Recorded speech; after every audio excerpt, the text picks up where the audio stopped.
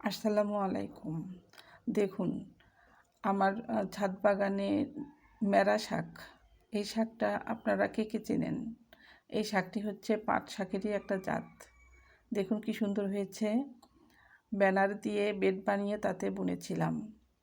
এখন এই বেডের অর্ধেক শাক আমি উঠিয়ে নেব। দেখুন কতগুলো শাক পেয়ে গেলাম, আলহামদুলিল্লাহ। এখন এই মাটিটা আমি খুঁচিয়ে আলগা করে নেব। এতে যথেষ্ট খাবার দেওয়া আছে, তাই এখন আর খাবার দিচ্ছি না।